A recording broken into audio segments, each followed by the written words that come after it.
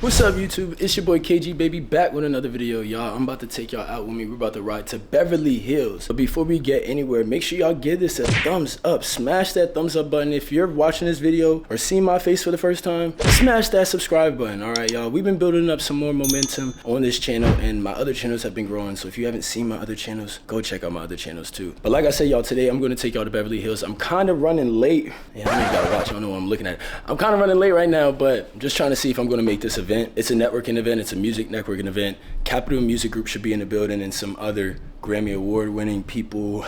So we're gonna see if I can go meet somebody and promote my song, because my song is coming out in 20 days, you guys. 20 days. Freaking the summer will be yours. Y'all, so I'm about to pack up my little bag and I'm gonna go to the car and I'm gonna see y'all when I get to the car. What's up, y'all? I'm in my car. We are on the way to the event. I'm trying to make sure I'm going the right direction. I'm literally an hour late to this event, y'all. I really just, I'm going to Beverly Hills and hopefully the event's not over. I don't know when the event ends. I just been streaming, you know, I had a long week and something is telling me just to go.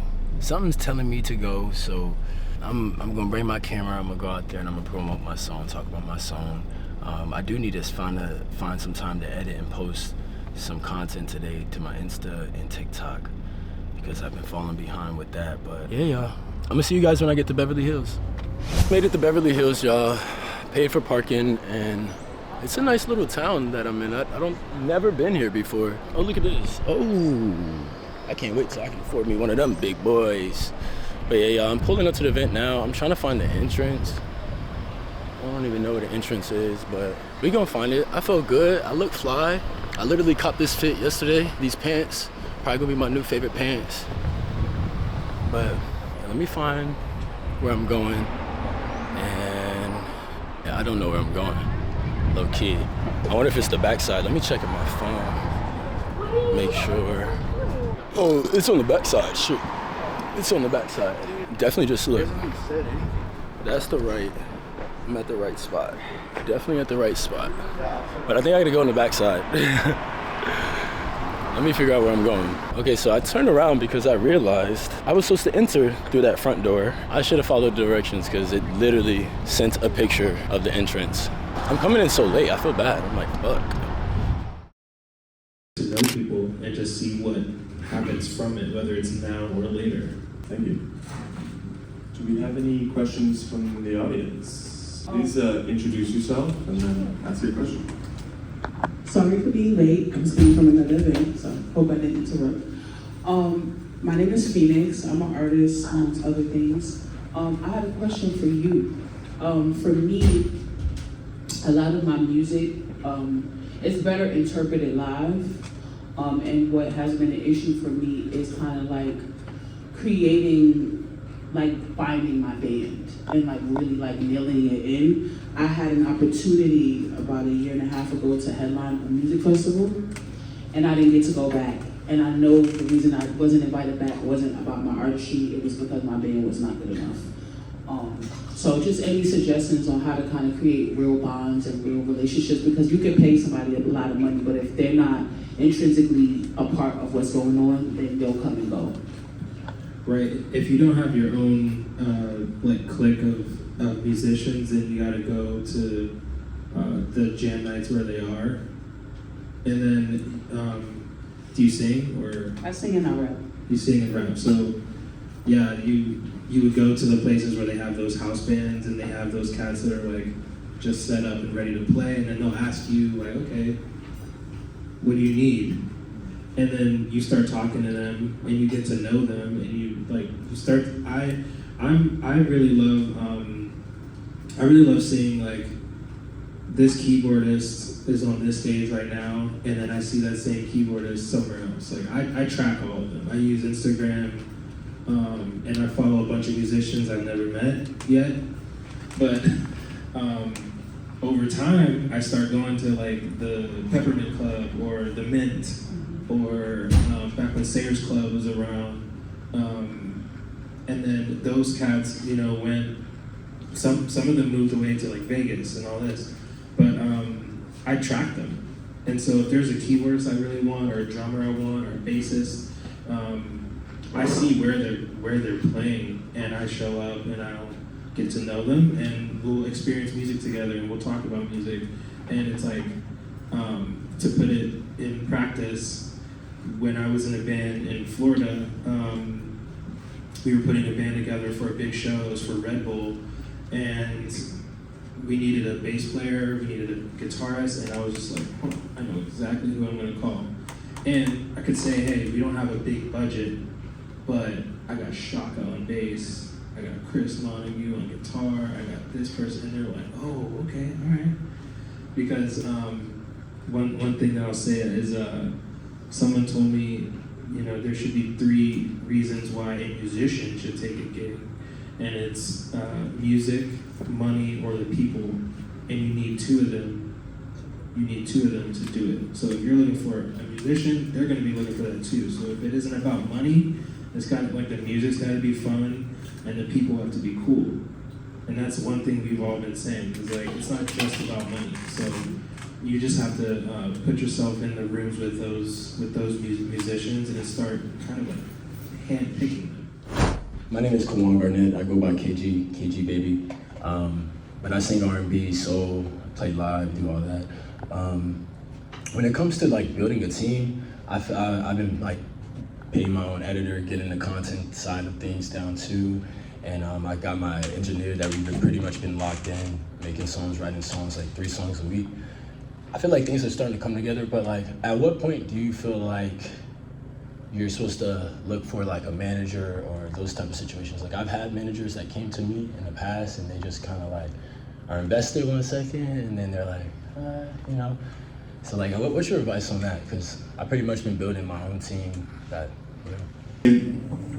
Honestly, do as much as you can on your own.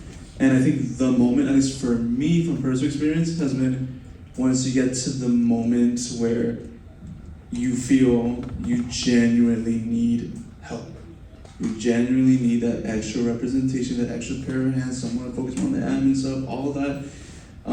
Because, doing it by yourself, you get the experience, you have full control, you know exactly what you need. And there's lots of fantastic managers out there, there's lots of not so fantastic managers out there. So, honestly, it's once you're at that moment where you're like, I can only focus so much now on like this work that a manager would be doing, then I would say do it. That obviously this is a wide topic and there can be very different opinions, but that is my experience, and that's why I am just now looking for that personally for my career. That being said too is understanding what your process is. Like you really have to sit down and know like exactly what processes you need them to take over for you. Like you can't, you won't have enough money to pay someone to just roll with you. But if you can sit down and say, these are the connections that I'm trying to make, this is what I'm trying to get from those connections. I can't handle the YouTube thing right now. Have it written down. It's kind of like you're making a job description. Like these are the things I really need and I don't have time to do them. This is what I'm willing to offer. And managers also take a percentage of, whatever they're doing anyway. So if there's no money behind it, it's gonna be hard to get them on the basis of money.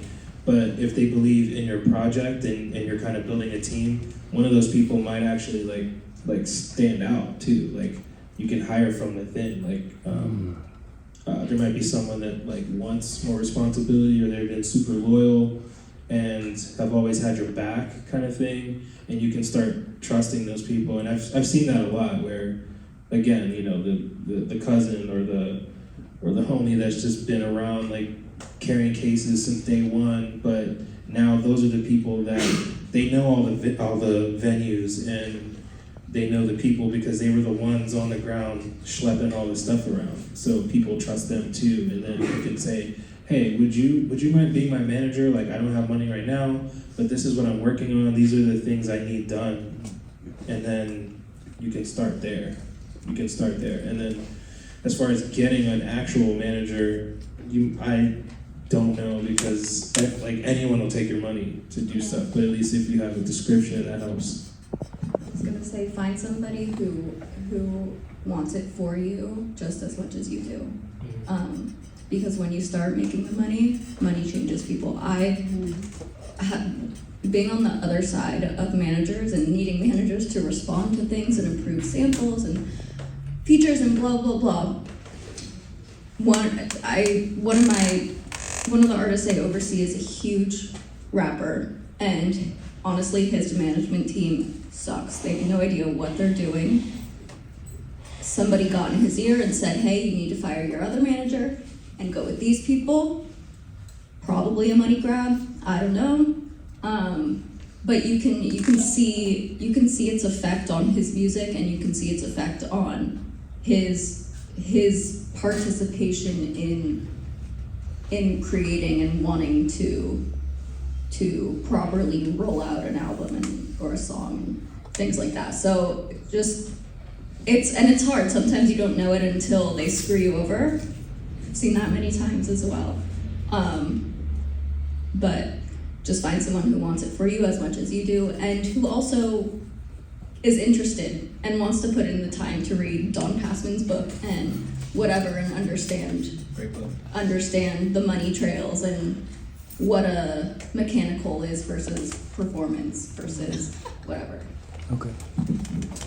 And I think also, just to add, once you realize you're at a point where you are saying no to things that you would normally say yes, that is a good example of like, I'm at capacity. Yeah. And if I were to bring on someone to my team, that is an expanded capacity I can have.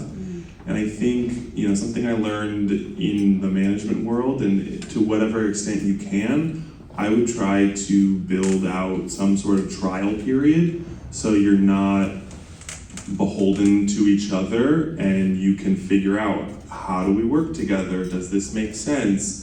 Before you're committing to 15 to 20% of every dollar that you make to go out to a manager, trying to understand, does this make sense in the first place, and do we work well together? And get a contract. Use your money to hire an attorney to represent you to do a contract. Don't get one off of the internet, a template, whatever. Because I dealt with that with somebody who had that as well, and they were fucked. Get a contract. Just a couple of quick admin notes. We are hosting our first event in New York at the end of the month, which is very exciting. In your head or out loud, what can I do to support what you're doing? So with that said, thank you guys. And thank you.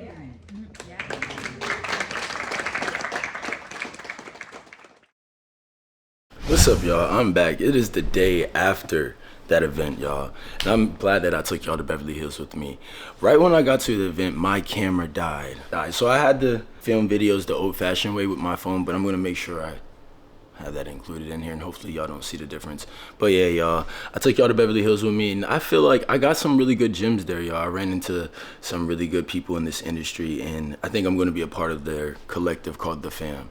And y'all should check it out. I'm probably going to put their information in the description in this video. But if you made it to the end of this video, make sure y'all give this a thumbs up, drop a comment, engage with 4 people in the comment section, y'all. I'm glad that I can show y'all the vibe, show y'all what it's like networking in LA. All right, y'all, I'm gonna see y'all next time. I love you.